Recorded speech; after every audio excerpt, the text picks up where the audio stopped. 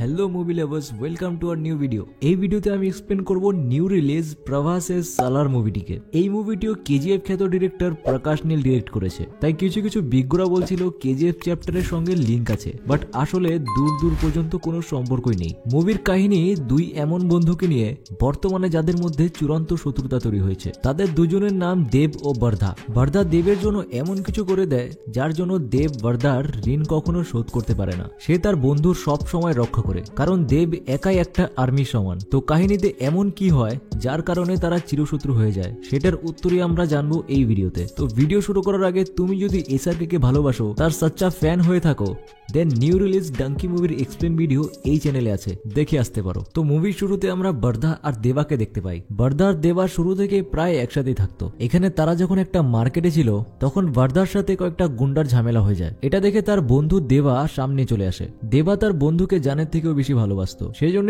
দেবা এখানে এসে বর্ধার সাথে যারা ঝামেলা করছিল তাদের সাথে ভিড়ে যায়। এরপরে আমাদের মুভিতে একটি সিন দেখানো হয় যেখানে রাতের বেলা দেবা নিজের ঘরের দরজা বন্ধ করছিল, কারণ তাদের এলাকায় যারা শাসন চালায় তারা এসে প্রত্যেকের বাড়িতে আগুন লাগিয়ে দিচ্ছিল, যার জন্য দেবা এখানে নিজের ঘরের দরজা বন্ধ করে তার মাকে প্রোটেক্ট করছিল। কিন্তু হঠাৎ সেখানে কিছু গুন্ডারা চলে আসে আর দেবাকে ধরে ফেলে, আর কয়েকটা গুন্ডা দেবার মাকে বাইরে নিয়ে এসে ধরে ফেলে, আর এখানে তাদের দুজনকে মেরে ফেলার চেষ্টা করে। কিন্তু তখনই সেখানে কয়েকটা গার্ডস নিয়ে বর্ধা চলে আসে। আর এখানে আমরা এটা জানতে পাই যে লোকগুলি দেবার মাকে মারতে আসছিল তারা বর্ধার বাবার পাঠানো লোক। তাই এখানে বর্ধা আসতেই সেই লোকগুলিকে বলে যে তার বন্ধুকে আর তার বন্ধুর মাকে ছেড়ে দিতে, কিন্তু তারা বলে তারা শুধু আইন ফলো করছে, আর এখানের আইন বর্ধার বাবা বানিয়েছে, তাই তাদেরকে এটা করতেই হবে। কিন্তু তখন বর্ধা বলে আমি একজন সর্দার, তাই আমার হাতে যে করাটি আছে সেটা আমি তোকে দিতে পারবো, আর যাদের কাছে এই করাটি থাকে তারা পরবর্তী সর্দার হওয়ার ভাগিদার হয়। এরপর বর্ধা সেই করাটি সেখানে থাকা গার্ডকে দিয়ে দেয়, আর সে করার লোভে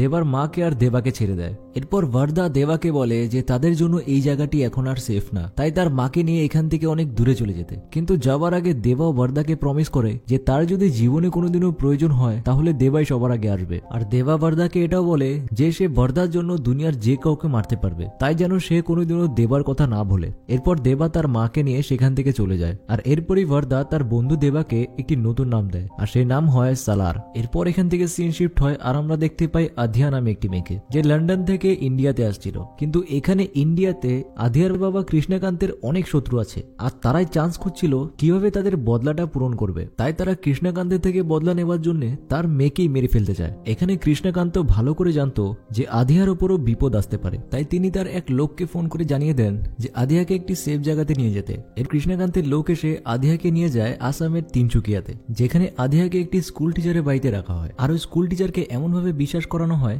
যে আধিয়া এখানে সত্যি স্কুলে পড়াতে এসেছে। এরপর আমরা এখানে জানতে পারি ওই স্কুল টিচার আর কেউ না, সেটা দেবার মা। আর এখানে দেবার মা অনেক বছর ধরে রয়েছে। এরপর এখানে এন্ট্রি হয় আমাদের কাহিনী লিড অ্যাক্টর দেবার, কারণ কৃষ্ণকান্তের লোকজনরা জানতো আধিয়াকে ইন্ডিয়ার যেখানে নিয়ে যাওয়া হোক সেখান থেকে তার দুশ্মনরা ধরে ফেলবে, কিন্তু একজনই আছে যে আধিয়াকে ভালোভাবে প্রোটেক্ট করতে পারবে, আর সে হচ্ছে দেবা।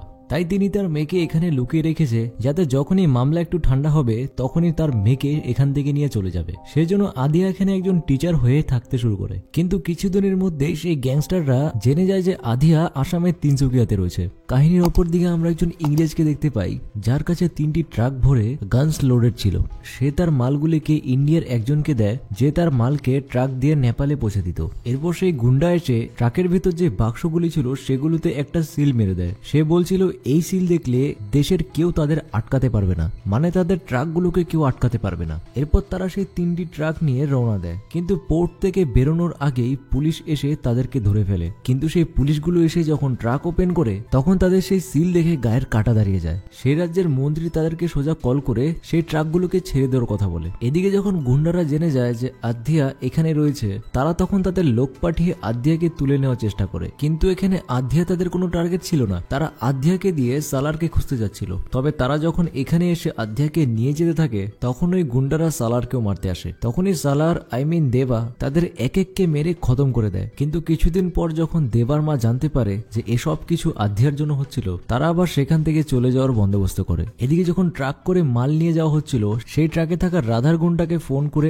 আধিয়ার ব্যাপারে বলা হয় যেন তাকেও মালের সাথে ট্রাকে করে নিয়ে আসা হয়। তারা বার্মা নামে একটি বর্ডার পার করার কথা বলছিল। এরপর দেবা তার মাকে নিয়ে এখান থেকে চলে যেতে থাকে। এত কিছু হওয়া সত্ত্বেও দেবা নিজের মায়ের কথা ভেবে চুপ ছিল। কিন্তু যখন তারা ওই গ্রাম ছেড়ে চলে আসছিল তখন দেবার মা গাড়ি থেকে দেখতে পায় রাধার গুন্ডারা বিলাল চাচাকে আর আধ্যাকে তুলে নিয়ে যাচ্ছে। এসব দেখে দেবার মা আর সহ্য করতে পারছিল না, তাই তিনি এবার দেবাকে গ্রিন সিগন্যাল দিয়ে দেয়। এদিকে যখন তাদেরকে ট্রাকে লোড করে নিয়ে যাচ্ছিল তখন বিলাল চাচা চেষ্টা করছিল বার্মা বর্ডার পার হওয়ার আগেই কোনোভাবে এখান থেকে কিভাবে বের হওয়া যায়। তখন আধ্যায় বিলাল চাচাকে জিজ্ঞেস করে এসব তাদের সাথে কেন হচ্ছে, এরা তাকে কেন উঠিয়ে নিয়ে যাচ্ছে, আর তার হাতে এটা কিসের সিল।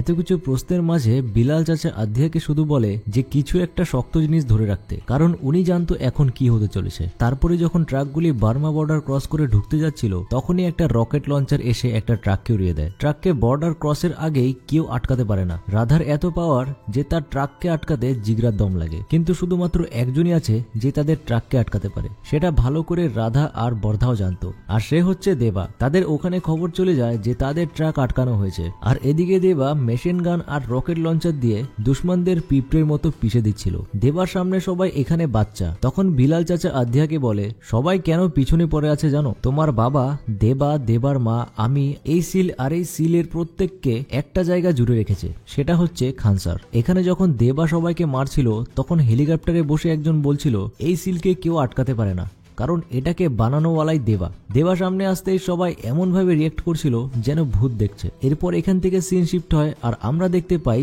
বিলাল চাচা আধ্যাকে খানসারের কাহিনী শোনাচ্ছিল। তিনি বলেন এই কাহিনী 1000 বছর পুরনো, যখন মেহমুদ হাজানি চেঙ্গিস খানের চেয়েও বেশি খতরনাক ডাকু ছিল। তারা যেই বসতি লুটত সেই জায়গাকে কবরিস্তান বানিয়ে দিত আর লুটপাট করে সব মাল খানসারে নিয়ে আসতো। খানসারে ডাকুদের 3টি কবিলা ছিল। তারা বছরের পর বছর ধরে শাসন করে ওই জঙ্গলকেই খানসারের কিলা বানিয়ে ফেলে। ইংরেজরা এসেও খানসারের ওপর কবজা করতে পারেনি। যতবার এসেছে তারা শুধুই মৃত্যুই পেয়েছে। কিন্তু যখন ভারত স্বাধীন হয়ে যায় তারপর ভারতের প্রধানদের চিন্তা হচ্ছিল খানসারকে নিয়ে, যে এই খানসারের কি করা যায়। তখন এই 3টি কবিলার সর্দার শিব মান্নার দিল্লিতে এসে তাদেরকে ওয়ার্নিং দেয় যে খানসার ভারতের সঙ্গে যুক্ত হবে না, আর ভারতের কোনো আইন খানসারে লাগু হবে না, কিন্তু খানসারের সব আইন ভারতের মানতে হবে। ভারতে যত ইল্লিগেল কাজকর্ম হতো সবকিছুই একটা ফিক্স পার্সেন্টেজ খানসারের জন্য থাকতো, যেটা এখানের এজেন্টরাই সামলাতো। মানুষের মনে ভয়ের জোরে খানসার বিশাল বড় সাম্রাজ্য হয়ে ওঠে। আর একটা সময় পরে লোকে খানসারের নাম নিতেও ভয় পেত। খানসারের এত অগ্রগতি দেখে সর্দার শিব মান্নার খানসারকে একটি সিস্টেমে রাখতে চেয়েছিল।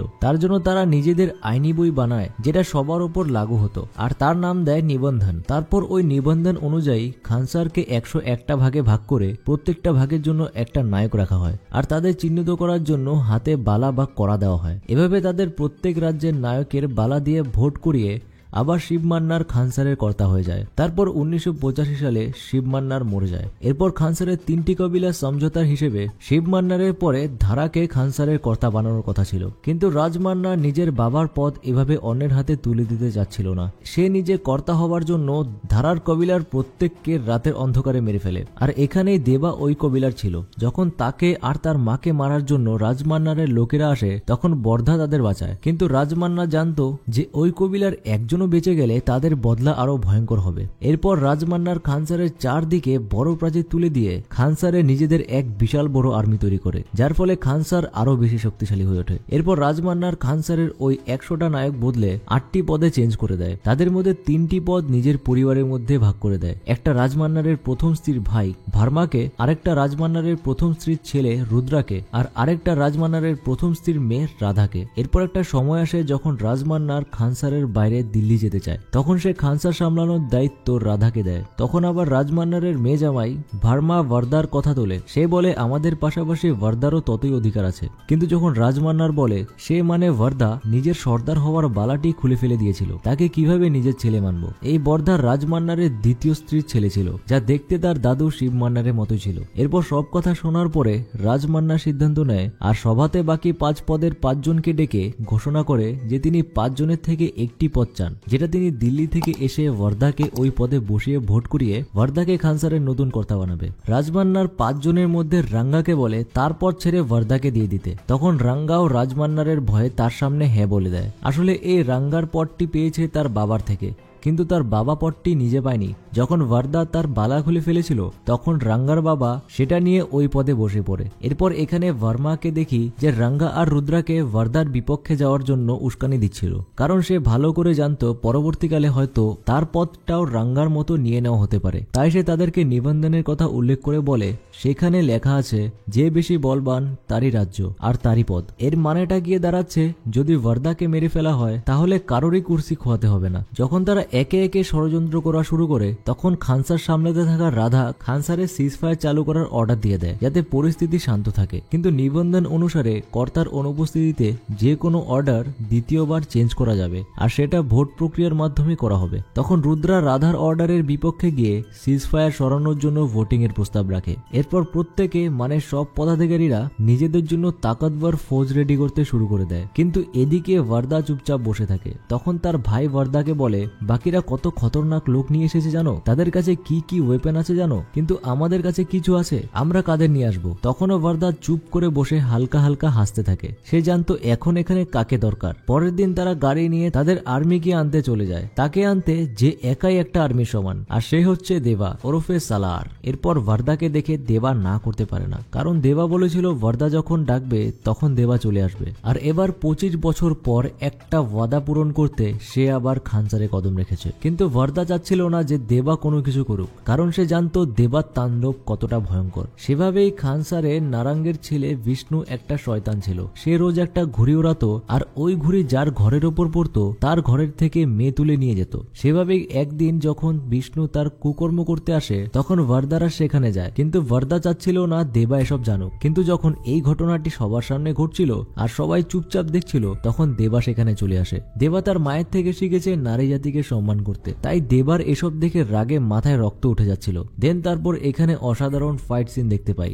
যেখানে দেবা বিষ্ণু লোকেদের মেরে বিষ্ণুকে সবার সামনে ফাঁসি দিয়ে দেয়। এরপর দেবা ভার্দা আর বাকিদের ওই কাজের জন্য জেলে নিয়ে আসা হয়। রুদ্রা গিয়ে বিষ্ণুর বাবা নারাঙ্গের কানে বিষ ঢালতে থাকে যে দেবা যখন বিষ্ণুকে মারছিল তখন ভার্দা চুপচাপ এসব দেখছিল। এসব শুনে নারাঙ্গের মনের ভার্দার প্রতি হিংসা চলে আসে। সে চাইতো তার ছেলে যেন সর্দার হয়। এরপর তাদের বিচার করার জন্য নিয়ে আসা হয়। এখানে দুজনের মধ্যে একজনের গলা কেটে ফেলার বিচার করা হয়, কিন্তু যখন নারাঙ্গ রুদ্রার কথা শুনে ভার্দাকে মারতে যাচ্ছিল তখন দেবা বারবার তাকে বলছিল যে সব দোষ তার, তাই নারাঙ্গ যেন তাকে মেরে ফেলে। এখন যখন এভাবেও তাকে আটকানো যাচ্ছিল না, আর যখন নারাঙ্গ ভার্দার কলার ধরে আর ভার্দার গায়ে টাচ করে তখন দেবা পাশে থাকা এক সোলজারের থেকে তলবার নিয়ে নারাঙ্গের হাত কেটে ফেলে। এখন দেবা চলে আসে আবার বিস্ট মোড়ে। যখন সে বলছিল ভার্দাকে কিছু করতে না তখন কেন তার কথা শোনেনি, কিন্তু এখানে যখন রাধা তার গার্ডসদের দেবাকে মারার অর্ডার দেয় তখন দেবা নারাঙ্গের মাথা দেহ থেকে আলাদা করে দেয়। এরপর তাদের দুজনকে আবার জেলে পুরে দেওয়া হয়। এখন ভোটিং এর দিনের আগে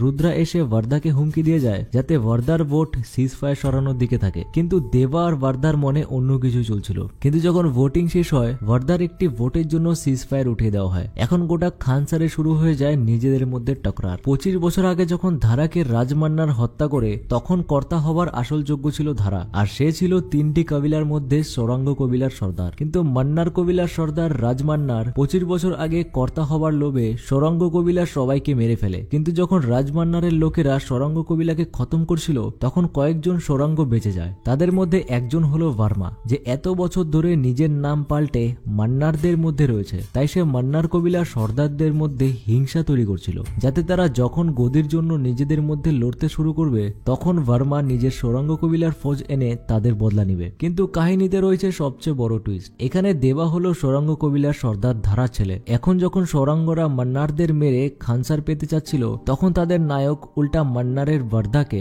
সর্দার বানানোর কসম খেয়ে বসে রয়েছে। কিন্তু প্রশ্ন হচ্ছে দেবা যে নিজে একজন সৌরাঙ্গ সেটা কি দেবা জানে? আর যদি জেনে যায় তাহলে কি হবে? এভাবে সাসপেন্সের সাথে সালারের কাহিনী এখানে দি এন্ড হয়ে যায় এন্ড সালার পার্ট 2 কনফার্ম করে দেয়। So I hope you guys তোমাদের এই ভিডিওটি ভালো লেগেছে। ভিডিওটি ভালো লেগে থাকলে একটি লাইক করে দিও এবং নতুন নতুন মুভিজের এক্সপ্লেন ভিডিওস দেখতে আমাদের চ্যানেলকে সাবস্ক্রাইব করে দিও। Love you, keep watching your videos. দেখা হচ্ছে নেক্সট ভিডিওতে।